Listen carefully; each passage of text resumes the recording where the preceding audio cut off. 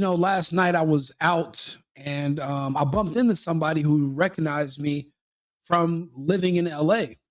And they were like, oh, hey, what are you doing out here? I thought you were in LA. And I was like, no, I left LA 2 years ago. And they were like, oh, really? Why? The cost of living? And I just looked at her crazy. Now, I keep forgetting. She moved 2019. She hasn't been back since. So she doesn't know about all the death and destruction and murder that happened during the lockdown, the scamdemic, vaccine passports, no police because of the George Floyd riots. She doesn't remember any of it. She didn't live through it. She was safely in Arizona in her enclave of freedom. Doug Ducey protected people in Arizona. She doesn't know. The same way Greg Abbott protected the people of Texas and DeSantis, people of Florida, and so on. So she doesn't know. So, and I was like, well, no, LA is gone. There is no more California. California is gone. My city, my hometown of Los Angeles is gone. It's long gone. They might as well change the name. It's not there. The city I grew up in, it's not there anymore. Some of the remnants are there, but everything's closed. There's no new businesses reopening. A lot of people are gone. The only people that are there are either trans, gays, or blacks. Because the only people that like living in a dangerous urban jungle of psychotic madness are gays, blacks, and illegals. Basically people who they don't mind the crime because they're probably a part of it. But this is I'll give you another example of a professional criminal, and he's bragging about why he loves California. If you want to do crime, come here, bro. There's hella crime. You will not get caught, straight up. And look here. You can see the man reach into this blue SUV where it looks like there is someone inside. There's a hand right there, and you can hear someone screaming. This is Brucey. This is the moment more than 20 masked and hooded people stormed into Heller Jewelers in broad daylight Monday. At U.S. News and World Report, ranking Oakland as the second most dangerous place in America. Do you think every adult you know has been robbed at least once around here? So was it worth putting a baby at gunpoint simply to get a couple sweatshirts? Folks, this is Oakland, California, a city dominated by robberies, theft, and in-your-face crime. Hard to control when there's a budget crisis, right? The cities are out of money. Police departments are outnumbered. No. You guys are Democrats.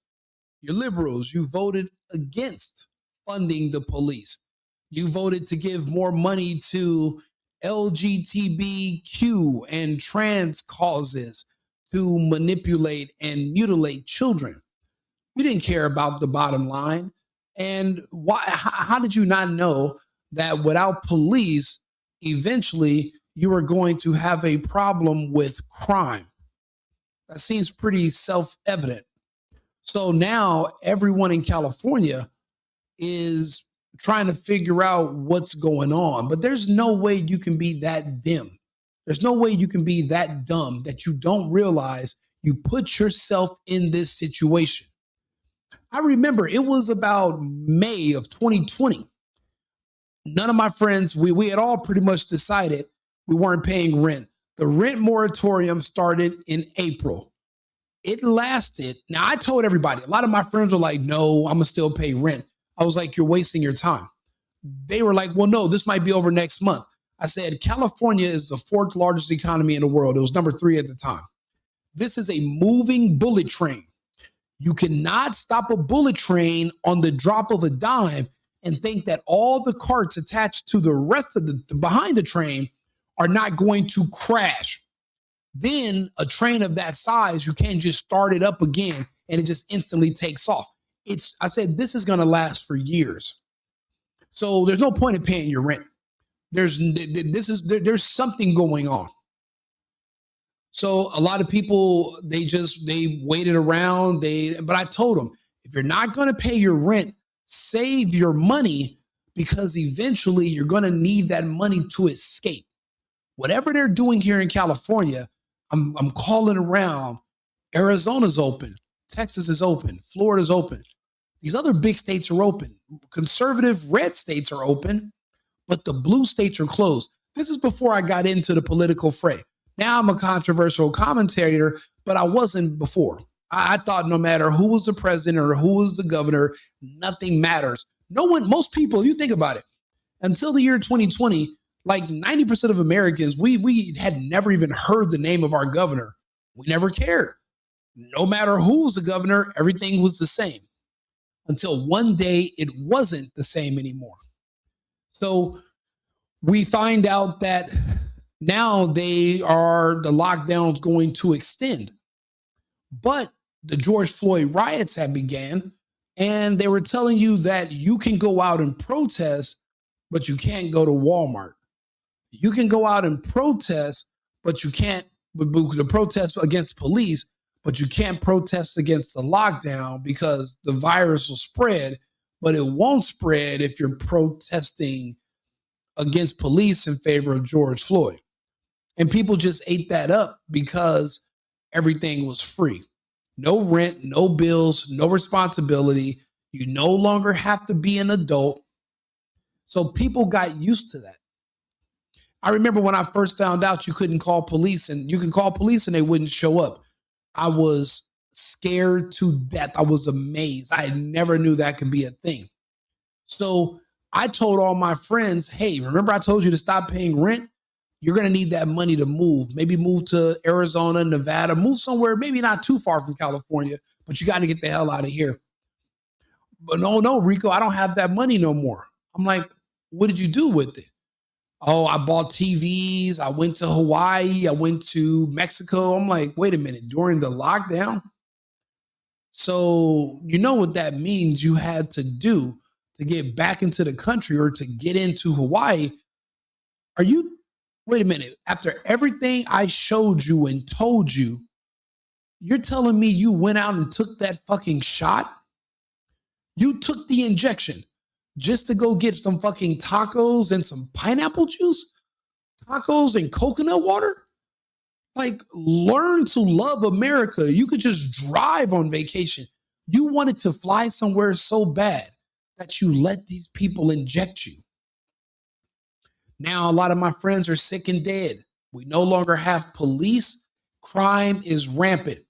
See, a friend of mine who's a police officer in LA, he said that now it's policy. It's not officially written, but the higher ups tell the cops now, try to find more white people to arrest, because if you arrest someone who's Hispanic or black, you'll probably lose your job.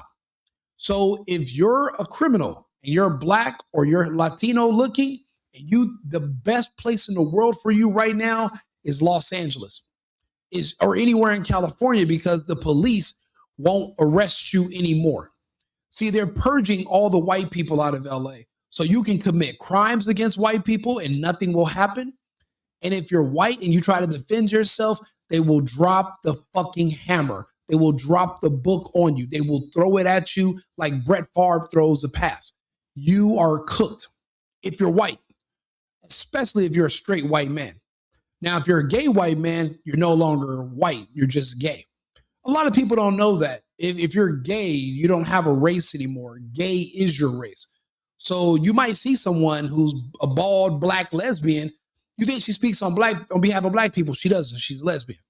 She's just manipulating black people, but her interests and who she represents are the gays. So those are who took over California, the gays, and then they use the blacks as their muscle, their foot soldiers.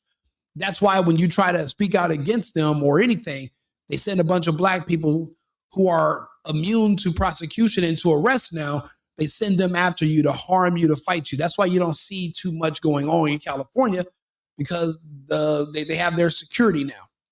So we were on a slippery slope. This did not happen overnight. Just in case you're wondering, how did things get so bad in California? I just tried to sum it up for you in 4 minutes. Staffing is at the lowest levels. Around 600 police officers right now at City of Oakland. We pay taxes. Extreme amount, Right. You pay some of the highest in the country. In the country, right? Yeah. Public safety should not be a wish list. It should be given. I think what really hurts is a lot of us feel like we're watching the downfall of America. And it started off in slow motion. In some ways, it feels like it's just speeding up. And it's really sad because there are a lot of people that bust their ass in this country. People that are absolutely hustling to try and just live and survive and raise kids and buy a house. And our taxes just keep going up. But the standard of living is getting lower. Yeah, see, that's the problem. I don't respect anybody who volunteers to continue to live in California with everything that they've already seen and been shown. You know, being a California, a native Californian, I can tell you our problem. Our biggest problem is arrogance.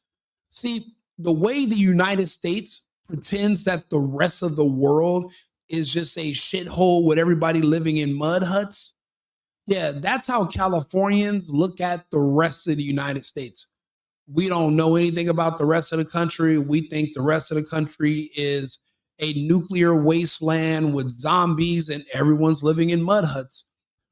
So, and that's just because of propaganda. We think that California is the best thing since sliced bread. But all that nice weather and beautiful mountains means nothing if you're killed in a robbery or if you're stabbed because you're white or you're killed in a home invasion. A beautiful beach that you're buried next to is not necessarily a consolation prize. I can't afford to get killed in California just because I'm walking down the street randomly because there's no consequences. I have plans for the next week. I can't do it. But in our minds, there's no other option. So we just stay there and we take the abuse. The problem is, while we're taking the abuse, we're empowering the abusers, the fraudsters, the globalists, the anti-American communists who have literally turned our state into a fake supermajority by using fraud to convince people that the state is bright blue when it's really bright red. If it wasn't for illegal aliens and fraudulent votes and the whole state being captured, it would be a Republican state. But you don't know that because of the fraud. And if you try to go against the fraud, then all of a sudden, magically, a bunch of blacks and gays will attack you. But that's the only base in California. We outnumber them, but you think they outnumber us conservatives, and you're wrong. This is unfortunately, we don't have enough backbone to do much about it. They're telling me there's a new sheriff that's running for governor and all this other stuff. But with the fraud that I've seen, it's really hard for me to believe that change is going to happen. But I'll believe it when I see it. Do me a favor, if you're from California, or if you know anything about what I'm talking about, or if you've seen the crime and everything collapse and go down, tell me about it in the comments. I want to hear your thoughts. Share the video, put me in the algorithm. I appreciate your support. I appreciate your comments also. I like to have these discussions. So like and subscribe, share the video. Remember, America first, America only. I've been needing to find a new apartment, which has not been easy with credit as bad as mine. Luckily, I found cosigning.com. They connected me with a cosigner who helped me get my dream apartment for me and my dog. I just paid a small fee and was able to move in fast. Get the cosigner you need for the apartment you want. Check out cosigning.com today.